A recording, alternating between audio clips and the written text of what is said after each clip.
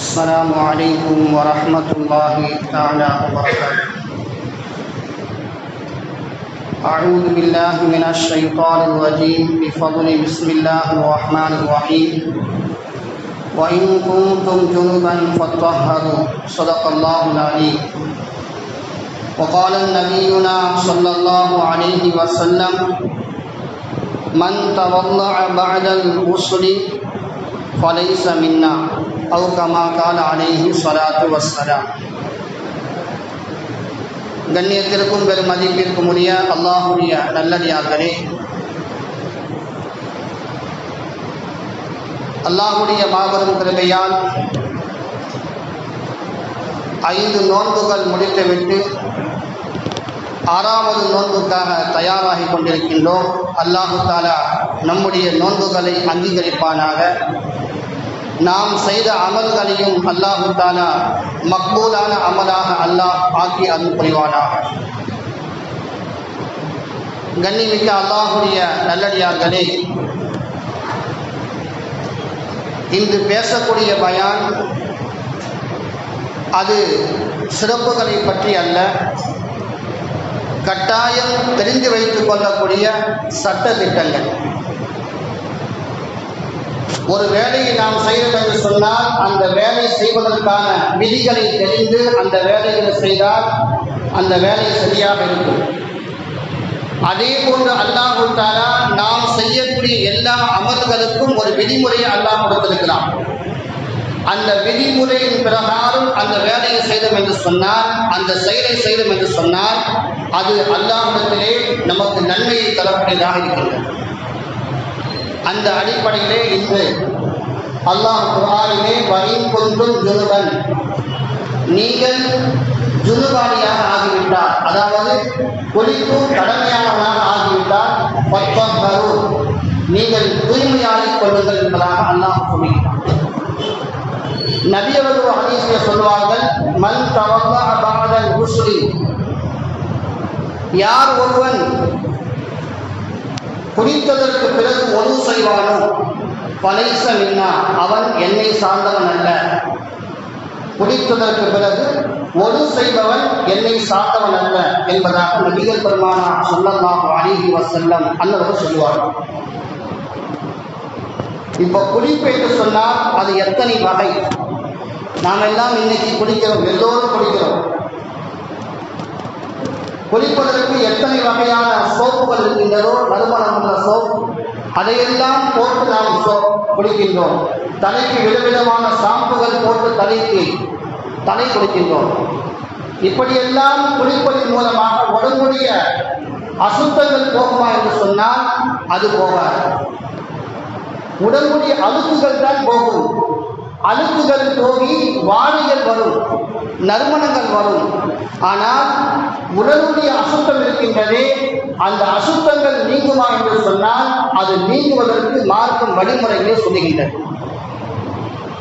குளிப்பதற்கான 5 வகைகளில் 1வது வகை ஃபரல், குளிப்பது கட்டாய கடமை. ஒரு சில பேர்களுக்கு குளிப்பது கட்டாய கடமை, ஒரு சில நேரங்களில் குளிப்பது வாஜிப், ஒரு சில நேரங்களில் குளிப்பது சுன்னத், ஒரு சில நேரங்களில் குளிப்பது முஸ்தஹப் நஃபில், ஒரு சில நேரங்களில் குளிப்பாட்டி வைப்பது ஃபர்லே கிஃபாயா.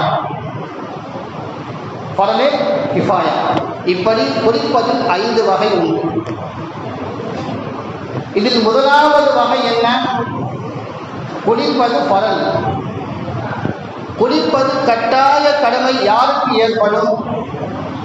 யாரெல்லாம் கட்டாயமாக குளிக்க வேண்டும் என்று சொன்னால், 1வது யார் இஸ்லாத்திற்கு வருகின்றானோ அவன் குளிப்பது கட்டாய கடமை. இதற்கு முன்னால் அவன் செய்த குற்றங்களை எல்லாம் பரிகாரமாக ஆக வேண்டும் என்று சொன்னால் அவன் முதலில் குளித்துவிட்டு கலிமாவை சொல்ல வேண்டும். அது அவன் குளிப்பது கட்டாய கடமை. அதே போன்று ஒருவன் போதையில் இருந்தால் அந்த போதை தெளிந்ததற்கு பிறகு அவன் குளிப்பது கட்டாயம். ஏன்? அவன் அசுத்தமாக அந்த போதையில் இருக்கின்ற பொழுது எந்த அசுத்தத்தில் இருக்கிறது என்று அவனுக்கு தெரியாது. ரோட்டிலே நஜீஸ்கள் கடக்கக்கூடிய இடத்துல படுத்து கிடக்கலாம், நஜீசுகள் அவனை அறியாமல் அவனுடைய பிறப்புறுப்பிலிருந்து வெளியாக இருக்கலாம். எனவே அவன் போதை தெரிந்ததற்கு பிறகு அவன் குளிப்பது கட்டாயம். மூன்றாவது, ஆண்களுக்கு விந்து வெளியாகிவிட்டால் அவர் குளிப்பது கடமை கட்டாயம். விந்து வெளியாகுவது என்று சொன்னால் தானாக வெளியாகுவதும் இருக்கின்றது, இவராக வெளியாகுவதும் இருக்கின்றது. தூக்கத்தில் தானாக வெளியாகினாலும் குளிப்பது கட்டாய கடமை. இவராக கைப்பழக்கத்தின் மூலமாக வெளியாகினாலும் கட்டாய கடமை. இது அல்லாமல் கணவனும் மனைவியும் இணைந்தால், இல்லற வாழ்க்கையில் ஈடுபட்டால் அதன் மூலமாக குளிப்பதும் கட்டாய கடமை. இல்லற வாழ்க்கை ஈடுபட்டால் மட்டுமல்ல, அவர்கள் ஈடுபடாவிட்டாலும் இருவரும் ஒன்று கூடினாலும் அதுவும் கட்டாய கடமை. அவர்கள் இல்லற வாழ்க்கை ஈடுபடாமல் இருவரும் ஒன்று கூடியிருக்கின்றார்கள், அப்படி ஒன்று கூடினாலும் கூட குளிப்பது கட்டாய கடமை. இது அல்லாது பெண்களுக்கு எப்போது குளிப்பது கடமை? மாதத்தில் ஏற்பட்டால் குளிப்பது கட்டாய கடமை. பிரசவத்தில் ஏற்பட்டால் குளிப்பது கட்டாய கடமை. பருவ வயதை பெண்கள் அடைந்துவிட்டால் குளிப்பது கட்டாய கடமை. இது பெண்களுக்கான கட்டாய கடமை. இந்த மாதவிடாய் என்பது எப்போது ஏற்படும், எவ்வளவு நாள் ஏற்படும்? சில பேர்களுக்கு 7 நாள் வரை ஏற்படும், சில பேர்களுக்கு 5 நாள் 3 நாள் ஏற்படும், சில பேர்களுக்கு 7 நாளை தாண்டியும் ஏற்படும். மாதவிடாயுடைய குறைந்த காலம் என்பது அரபில ஹை என்பதாக சொல்வார்கள். அதனுடைய குறைந்த காலம் என்பது 3 நாள். 3 நாட்களுக்கு கீழால் அவர்களுக்கு மாதத்தீட்டு ஏற்பட்டால் அது மாதத்தீட்டு அல்ல, அது இஸ்திஹாலா, அதாவது நோய். அதே போன்று அதிகமாக வருவது என்று சொன்னால் 10 நாளைக்கு மேலால் அவர்களுக்கு அந்த மாதத்தீட்டு ஏற்பட்டால் அதுவும் அவர்களுக்கு நோய். குறைந்தது 3 நாள், அதிகப்படியாக 10 நாள். இதை தாண்டி போனால் அது மாதத்தீட்டு அல்ல. அதே போன்று பிரசவமான பின்னால், குழந்தை பெற்றதற்கு பின்னால் அவர்களுக்கு அப்பொழுதும் அசுத்தம் இருக்கும். அதுக்கு நிபாஸ் என்பதாக சொல்லப்படும் பிரசவத்திற்கு ரத்தம் வந்து கொண்டிருக்கும். அது அதிகப்படியாக 40 நாள் வரும், குறைவாக 2 நாட்கள் கூட வரும். சில பேர்களுக்கு அரை மணி நேரம் மட்டும் வரும். அவர்களுடைய உடம்புடைய வாட்டத்தை பொறுத்திருக்கின்றன. இப்படி குறைந்தது 2 நாட்களோ அதிகப்படியாக 40 நாட்களோ, அந்த 40 நாட்களுக்கு மேலால் அவர்களுக்கு அந்த பிரசவத்தீட்டு ஏற்பட்டால் அது நோய், அது பிரசவத்தீட்டு அல்ல. இப்போ இந்த 40 நாளுக்குள்ளால் அவர்களுக்கு 2 நாட்களிலேயோ அல்லது 3 நாட்களிலேயோ அல்லது 10 நாட்களிலேயோ அவர்களுக்கு பிரசவத்தீட்டு நின்றுவிட்டால் அவர்கள் குளிப்பது கட்டாய கடமை. குளிப்பது மட்டுமல்ல, அவர்களுக்கு எப்பொழுது அந்த பிரசவத்தில் ரத்தம் நின்றுவிட்டதோ அப்பொழுதே அவர்களுக்கு தொழுகையும் கடமையாகி விடுகின்றது. பெண்களுக்கு மாதவிடாய் ஏற்பட்டுவிட்டால் அவர்களுக்கு தொழுவது கடமை கிடையாது. நோன்பு நோற்பது அந்த நேரத்தில் கடமை கிடையாது. மற்ற நாட்களில் அதை எடுத்து வைப்பது பலா செய்ய வேண்டும். ஆனால் தொழுகை அவர்களுக்கு கடமையே இல்லை. அந்த நேரத்தில் தொழுவது ஹராம், நோன்பு நோற்பது ஹராம். அந்த பெண்களுக்கு மாதவிடாயோ பிரசவத்தீட்டோ ஏற்பட்டு என்று சொன்னால் அது எத்தனை நாள் ஏற்பட்டிருக்கின்றதோ அத்தனை நாள் மட்டும்தான் அவர்கள் தொழுவது விடுவதற்கு அனுமதி. சில பேர்களுக்கு 3 நாட்களில் அல்லது 5 நாட்களில் நின்று விடலாம். அப்படி நின்று விட்டாலும் கூட அவர்கள் எனக்கு 7 நாட்களுக்கு எப்போது வரும், அதனால் 7 நாள் வரை குளிக்காமல் இருந்தால் அந்த 2 நாளுடைய தொழுகையை அவர்கள் நிச்சயம் பலா செய்ய வேண்டும். பிரசவத்தீட்டோ அல்லது மாதத்தீட்டோ அவர்கள் நின்ற பிறகும் எனக்கு இத்தனை நாட்கள் வரும். பிரசவத்தீட்டு என்று சொன்னால் எல்லோரும் நினைத்துக் கொண்டிருக்கிறார்கள் 40 நாள் என்பதாக சொல்லி. எல்லோருக்கும் 40 நாள் என்பது கடமை அல்ல. சில பேர்களுக்கு 5 நாள் 10 நாள் இப்படி வரலாம், அவருடைய உடம்பு வாட்டத்தை பொறுத்து. அப்படி வந்து அவர்களுக்கு நின்றுவிட்டால் அதன் பிறகு எத்தனை நாட்கள் அவர்கள் தொழுகை விடுகின்றார்களோ அத்தனை தொழுகைகளும் அவர்கள் நிச்சயமாக மீட்டாக வேண்டும். இது பெண்களுக்கான கடமை. இப்ப இந்த குளிப்பு விதியானவர்கள் எப்படி குளிக்கணும்? குளிப்பு கடமை. அந்த குளிப்பு கடமையானவர் குளிப்பதற்கு 3 கடமை இருக்கின்றது. அந்த 3 கடமையை செய்தால்தான் அந்த குளிப்பு கடமை நீங்கும். இன்னைக்கு நாம் 40 வயசு 80 வயசாக இருக்கிறோம். அந்த குளிப்புடைய கடமை தெரியாமல் எத்தனையோ பேர் குளிக்கின்றோம். தினந்தோறும் குளிப்போர் இருக்கின்றார்கள். 7 நாட்கள் 3 நாட்களுக்கு ஒரு முறை குளிப்போர் இருக்கின்றார்கள். ஆனால் குளிப்பு கடமையாகி அவர்கள் குளிக்கும் பொழுது இந்த கடமையை செய்யாமல் அவர்கள் குளித்துவிட்டு தொழுகைக்கு வந்தாலோ, பள்ளிவாசலுக்கு வந்தாலோ, தவாபு செய்தாலோ, குர்ஆன் ஓதினாலோ எல்லாம் பாவம், எல்லாம் பாவம். அவர்கள் எத்தனை நாட்கள் அந்த குளிப்பு கடமையாகி எவ்வளவோ நறுமணம் உள்ள சோப்பை போட்டு குளித்துவிட்டு அந்த கடமையை செய்யாமல் பள்ளிவாசல் வந்தார் என்று சொன்னால் அவர்கள் சஜிதாவிலே விழுந்து இரவு முழுவதும் கிடந்தாலும் சரி அவர்கள் துஆ அங்கீகரிக்கப்படாது, அவருடைய அமல் அல்லாஹ்வால் ஏற்கப்படாது. அப்போ குளிப்புடைய கடமையுடைய விதி என்ன? முதலாவது வாய் கொப்பளிப்பது. முதலாவது வாய் கொப்பளிப்பது. இரண்டாவது மூக்கை சுத்தம் செய்வது. மூன்றாவது உடல் முழுவதும் தண்ணீர் ஊற்றி முழுமையாக குளிப்பது. வாய் கொப்பளிப்பது என்று சொன்னால் நோன்பு அல்லாத காலங்களில் கரகரா செய்து 3 முறை வாய் கொப்பளிக்கும். தொண்டையுடைய அடி பகுதி வரையும் தண்ணீர் செல்லும். அந்த மாதிரி செஞ்சு வாய் கொப்பளிக்கும். அதே போன்று மூக்கை சுத்தம் செய்வது என்று சொன்னால் 3 முறை மூக்கை தண்ணீர் செலுத்தி மூக்குடைய கடைசி பகுதி வரை நம்முடைய சுண்டு வரலை செலுத்தி அங்கே இருக்கக்கூடிய அந்த மூக்குடைய அழுக்கு நஜீஸ் அது எல்லாம் சுத்தம் செய்ய வேண்டும். அதனுடைய வளவளப்பு எல்லாம் போகின்ற வரை சுத்தம் செய்யணும். நமக்கு திருப்தியாகின்ற வரை அந்த வளவளப்பு சரியெல்லாம் போகின்றது, சரியாக ஆகிவிட்டது என்று சுத்தமாக நம்முடைய நம்பிக்கை வருகின்ற வரை அந்த மூக்கை சுத்தம் செய்ய வேண்டும். 3 முறையானாலும் சரி, அது 300 முறையானாலும் சரி, சுத்தம் செய்வதற்கு பிறகுதான் நாம் குளிக்கணும். மூன்றாவது உடல் முழுவதும் குளிக்கணும்.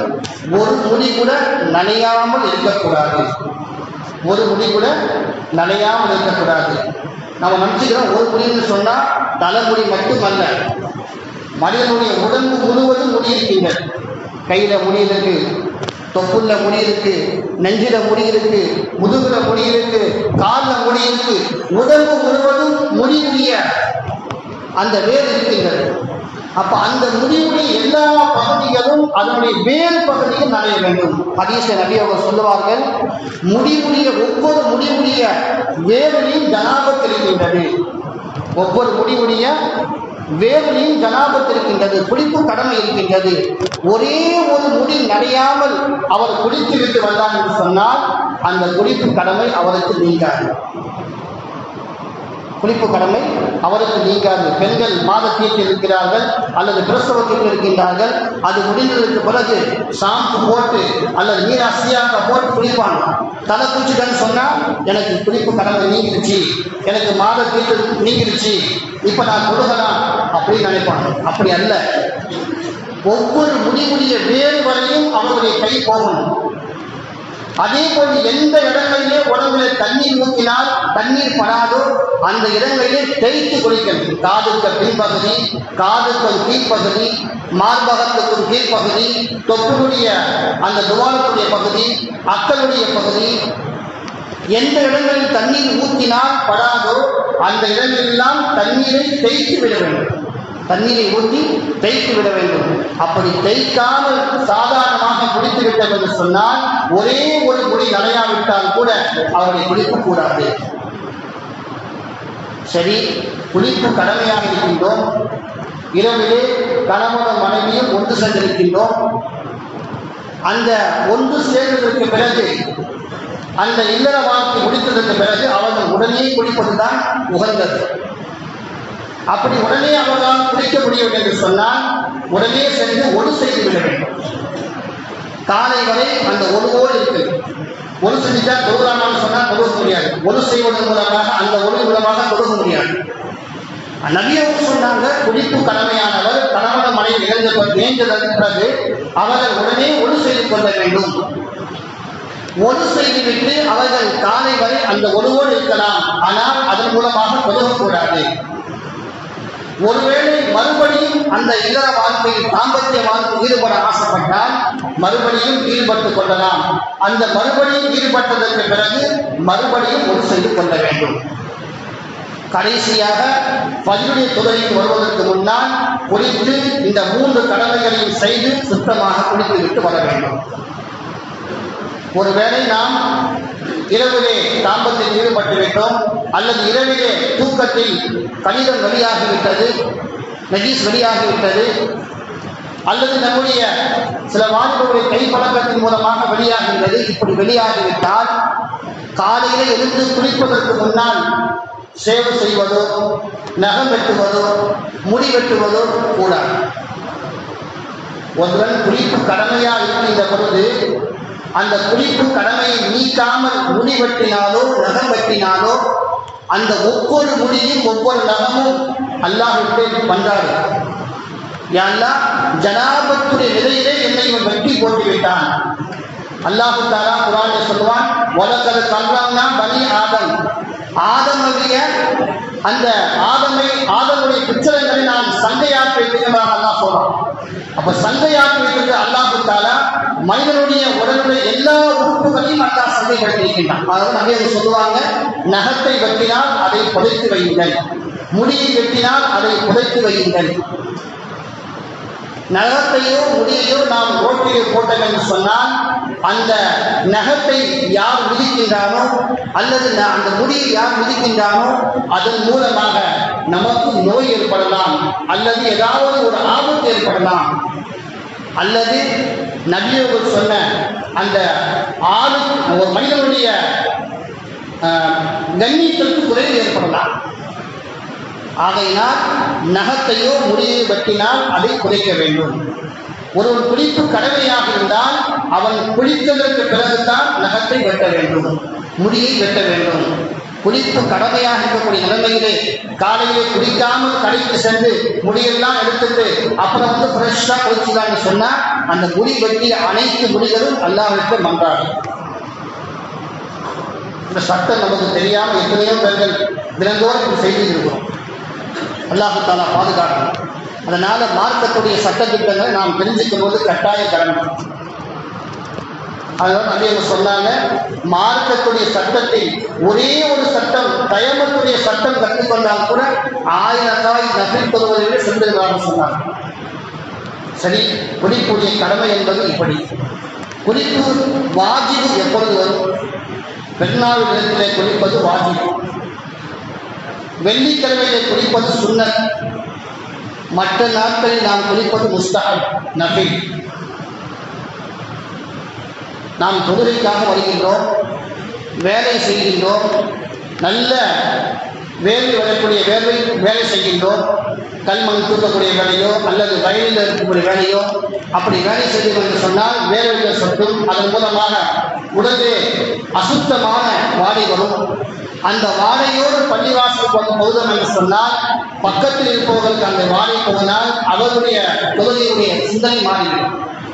அதனால் அப்படி உள்ளவர்கள் குளிப்பதற்கின்றதே அது முஸ்தஹப். குளித்து சுத்தமாகிவிட்டு பள்ளிவாசலுக்கு வர வேண்டும். இது அல்லாமல் 5வது குளிப்பதற்கின்றதே அது பரலே கிஃபாயா. யாராவது ஒருவராவது நிச்சயமாக செய்ய வேண்டும். அது என்ன? ஜனாசாவை குளிப்பாட்டுவது. ஒருவர் இறந்துவிட்டால் இறந்தவரை குளிப்பாட்டுவது பரலே கிஃபாயா. யாருமே குளிப்பாட்டவில்லை என்று சொன்னால் அந்த குற்றம் ஊரில் உள்ள அனைவர் மீதும் வரும். பரலே கிஃபாயா என்று சொன்னால் அப்படித்தான். யாராவது ஒரு குளிப்பாட்ட வேண்டும். அப்படி குளிப்பாட்டவில்லை என்று சொன்னால் ஊரில் இருக்கக்கூடிய அனைவர் மீதும் அது குற்றமாகிவிடும். ஜனாசா தொழுகையை யாராவது கொஞ்சம் நாள் தொழுக வேண்டும். யாருமே தொழுகவில்லை என்று சொன்னால் ஊர் மக்கள் அனைவர் மீதும் குற்றமாகிவிடும். அப்போ ஜனாசாவை குளிப்பாட்டுவது பரலே கிஃபாயா. இப்படி 5 வகையான குளிப்பு இருக்கின்றது. சரி, நாம் குளிப்பு இந்த கடமைகளை தெரிந்து குளிக்கின்றோம். அப்படி குளிக்கக்கூடிய நாம் அந்த குளிப்பிலே பரலான வேலைகளை சரியான முறையில் நாம் செய்கின்றோமா? நாசிற்கு தண்ணீர் செலுத்துகின்றோமா? நாவிலே வாயிலே தண்ணீர் ஊற்றி கரகரா செய்கின்றோமா?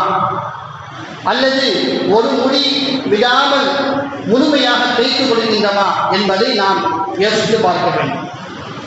ஒருவேளை நாம் வீட்டிலே குளிக்கிறோம் என்று சொன்னால் சவரை திறந்துவிட்டு குளிக்கும் பொழுது தண்ணீர் தலையிலே ஊற்றுகின்றோம். தலையிலே ஊற்றிவிட்டு அப்படியே உடம்பு பூரா போகும். அப்படி குளிப்பதன் மூலமாக தண்ணீர் அதிகமாக செலவாகும். நபியோடு சொல்லுவாங்க, குளிக்கும் பொழுது குறைந்தது 3 லிட்டர் அளவில் குளிப்பாங்க. நபியோடு 3 லிட்டர் தண்ணியில் குளிப்பாங்க. குளிப்பு கடமையானா 3 லிட்டர் தண்ணியில். ஆனால் இன்னைக்கு நாம தினந்தோறும் குளிக்கிறோம், புஸ்தகமான நப்பிலான குளிப்பு குளிக்கிறோம். அப்படி குளிக்கும் போதே 300 லிட்டருக்கு மேலே குளிக்கிறோம். வாயில் தண்ணி நொம்பிக்கிட்டே இருக்கு, முண்டு ஊற்றுறோம். பாதி மண்டையிலையும் பாதி பின்னாலையும் போகுது. அப்படி சவரை போட்டு குளிச்சோன்னு சொன்னால் அது பாட்டுக்கு பேசிக்கிட்டே இருக்கும். நம்முடைய உடம்பு குளிராகிற வரையும் குளிர்ச்சியாகிற வரையும் அப்படியே தண்ணி விட்டே இருக்கும். இப்படியெல்லாம் குளிச்சன்னு சொன்னால் தண்ணீரை இஸ்ராஃப் செய்யணும்னு சொன்னால் ஒவ்வொரு சொட்டுக்கும் அல்லாட்ட பதில் சொல்லியாகும். ஒரு சொட்டுக்கு சொன்னால் நிறைய உலமாக்க சொல்லுவாங்க, தண்ணி ஒரு சொட்டு ஊற்றுது, அந்த ஒரு சொட்டு ஊற்றி அதிலிருந்து தெளிக்குது பாருங்க. அந்த ஒவ்வொரு துணிக்கும் முடிச்சுட்டாங்க. ஒரு சொட்டு தண்ணீர் ஊற்றி அதிலிருந்து தெளிக்குது பாருங்க அக்கம் பக்கத்தில். அந்த ஒவ்வொரு சொட்டுக்கும் அல்லாட்ட பதில் சொல்லியாகும். அப்போ நாம் எவ்வளோ தண்ணீரை குடிக்கும் பொழுது மற்ற நேரங்களில் எவ்வளோ தண்ணீரை நாம் வேஸ்ட் ஆகிறோம். அதே போன்று குடிக்கும் போது ஒரு முறை இருக்கிறது. தண்ணீரை முதல்ல தலையில் ஊற்றணும். நம்ம எல்லாம் கேள்விப்பட்டிருப்போம், முதல்ல வலது பக்கம் ஊற்று, அப்புறம் இடது பக்கம் ஊற்று, 3 முறை வலது பக்கம், 3 முறை இடது பக்கம், அப்புறம் தலையில் ஊற்றுன்னு சொல்லுவாங்க. ஆனால் நபி அவங்க சொன்னாங்க, முதல்ல தலையில் ஊற்று, அதன் பிறகு 3 முறை வலது பக்கம் ஊற்று, அதன் பிறகு 3 முறை இடது பக்கம் ஊற்று. இப்படி ஊற்றி குளிப்பது நபியுடைய சுன்னத்.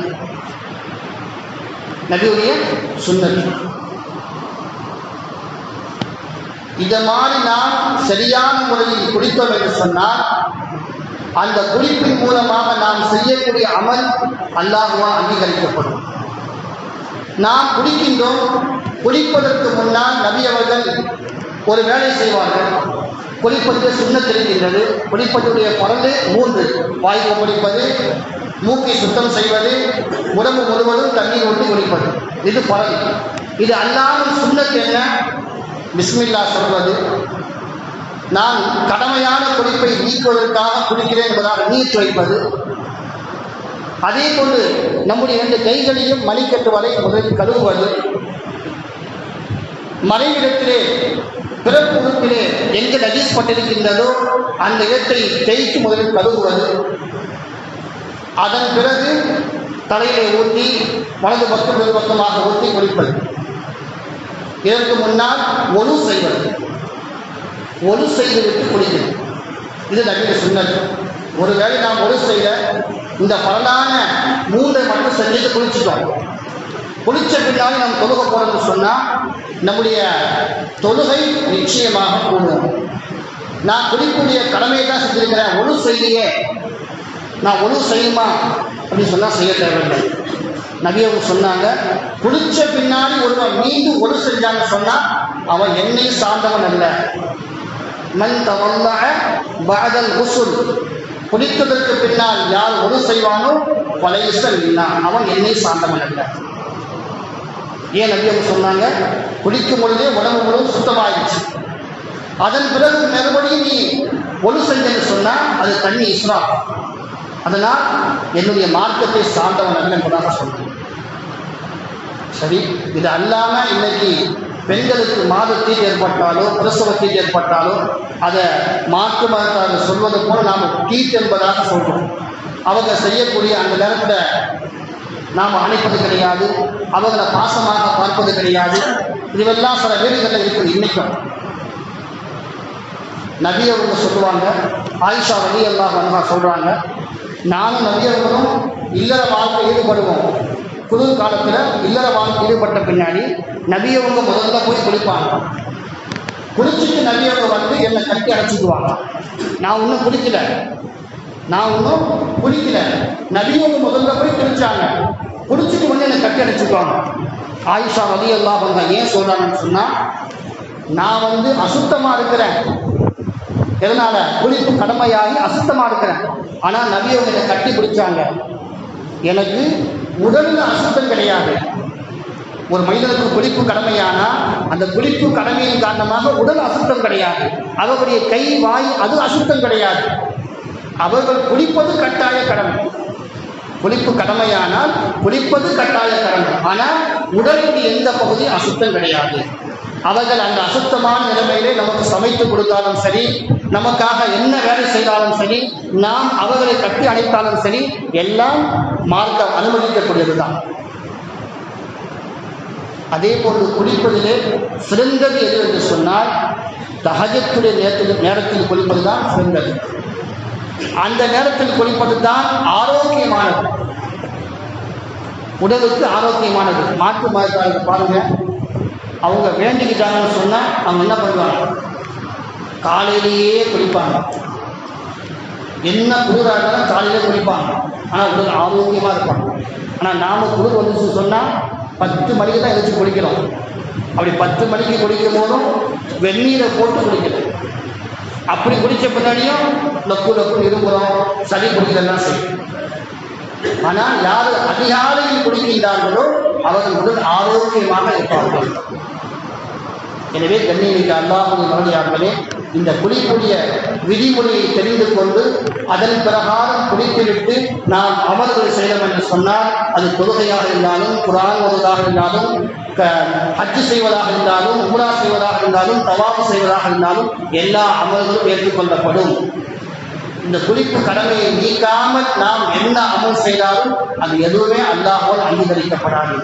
அல்லாஹ் தஆலா நாம் கடமைகளை தெரிந்து அதன் பிரகாரம் எல்லா அமல்களும் செய்யக்கூடிய பாக்கியத்தை எனக்கும் உங்களுக்கும் அல்லாஹ் தஆலா தந்தல் புரிவானாக. வாஹிது அல்ஹம்துலில்லாஹி ரப்பில் ஆலமீன். அஸ்ஸலாமு அலைக்கும் வரஹ்மத்துல்லாஹி வபரகாத்துஹு.